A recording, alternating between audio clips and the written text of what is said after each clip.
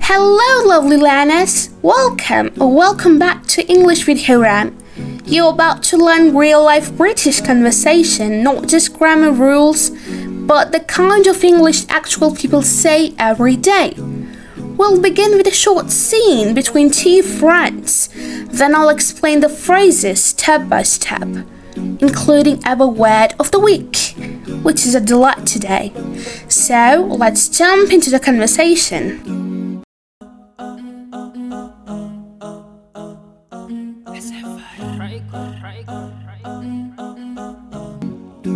I overslept again.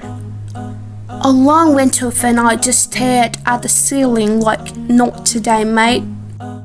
Classic! My toes felt butter side down. I think the universe is testing me. Then I spilled tea on my trousers. Had to walk into the office looking like I sat in a puddle. That's when you just own it. Power walking like it's fashion. And the lift broke down. I had to climb 5 flights.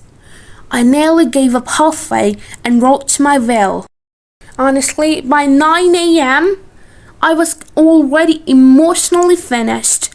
I just nodded through the meeting and hoped no one noticed. So, the manager asked me a question. I said, yeah, and hoped it wasn't about budgets. You look calm though. I look completely bamboozled. We're all faking it, love. Just different levels of panic. Okay, let's unpack the useful English from this scene. This is what real people say. Casual, natural, and a little cheeky. First one is, I overslept.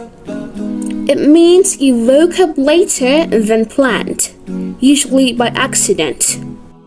I overslept and missed the bus again. I just stared at the ceiling like not today. This is funny, expressive English. It means I had zero motivation. You can use this whenever you feel overwhelmed right after waking up. My toast fell butter side down. This is a British expression of bad luck. The worst part hit the floor. Spilled coffee in my shirt? Of course. Classic butter side down day. I looked like I sat in a puddle. Funny way to say you looked ridiculous, but you're laughing at it. Humor is key in British conversation. We love mocking ourselves kindly. Power walking like it's fashion. This means pretend confidence, even when embarrassed. You'll hear this in daily life when someone handles a mistake with boldness. Had to climb 5 flights. This is everyday complaining with humor. I nearly gave up halfway. Exaggerated to sound funny. I was emotionally finished. A very real, natural phrase to say you were done, tired, overwhelmed, or mentally exhausted. I was emotionally finished by lunchtime. Still had 4 meetings. I looked bamboozled. This is our word of the week. Bamboozled. It means completely confused or overwhelmed. You might feel bamboozled when someone explains taxes, or you walk into a surprise meeting, or you're told we need to talk and it's not about food. For example, my cat unplugged the Wi-Fi and the printer exploded. I was bamboozled. She asked if I wanted a cheeky Nando's. I was bamboozled and hungry. This word is funny, still used today, and adds personality to your English.